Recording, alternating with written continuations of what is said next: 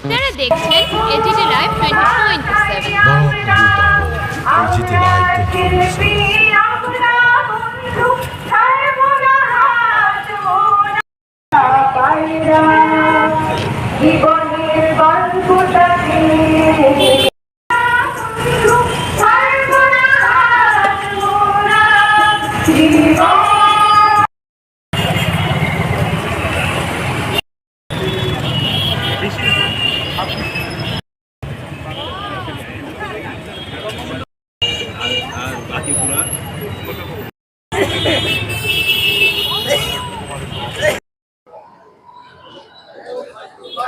আজ 27শে মার্চ বিশ্ব নাট্য দিবস।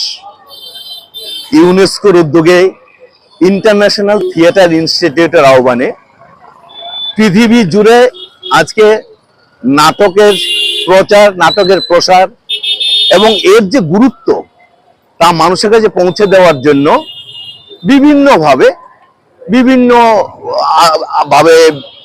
পদ্ধতিতে এই বিশ্ব নাট্য দিবস আজকে পালিত হচ্ছে পৃথিবীব্যাপী।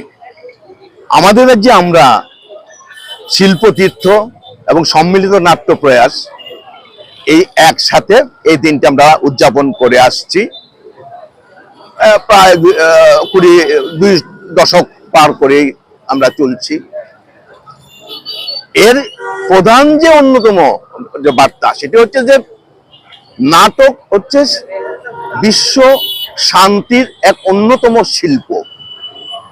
এই শিল্পকে বাঁচিয়ে রাখা, এই শিল্পের মধ্য দিয়ে নাটকের দর্শক, নাট্যকর্মী, সাংস্কৃতিক কর্মী তাদের সবার মধ্যে একটা পারস্পরিক মেলবন্ধন, পারস্পরিক সৌহার্দ্য, সৌভ্রাতৃত্ব, এই যে একটা তৈরি হয় অবস্থান, যে মেলবন্ধন, যে সৌভ্রাতৃত্বের যে সৌহার্দ্যপূর্ণ পরিবেশ আমরা চাই, যার মধ্য দিয়ে বিশ্ব শান্তি পথ আরো প্রশস্ত হবে, থিয়েটার চর্চাকে আমরা এগিয়ে নিয়ে যেতে চাই।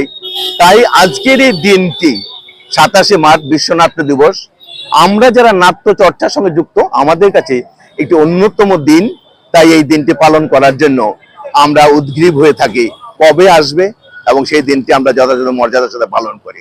আজকে আমরা এখানে এই শোভাযাত্রার মধ্য দিয়ে শুরু হবে অনুষ্ঠান, তারপরে রবীন্দ্র ভবনে হবে বাকি অনুষ্ঠান, সেখানে নাট্য বিষয়ক আলোচনা থাকবে। শিল্পতীর্থ প্রতি বছর একজন নাট্য প্রতিভাকে সংবর্ধনা জ্ঞাপন করে থাকে। এই বছরও একজন প্রতিভাকে, উদয়পুরের অভিজিৎ দাস, তাকে আমরা সংবর্ধিত করব। এবং তারপরেই থাকবে 2টি নাটক। এই বছর বাদল সরকারের জন্মশতবর্ষ, তার প্রতি শ্রদ্ধার্ঘ, এবং সুকান্ত ভট্টাচার্যের জন্মশতবর্ষ। এই দুজনের প্রতি শ্রদ্ধার্ঘ নিবেদন করে আমরা নাট্যাংশ অভিনয় করার মধ্য দিয়ে দিনটি আমরা পালন করি।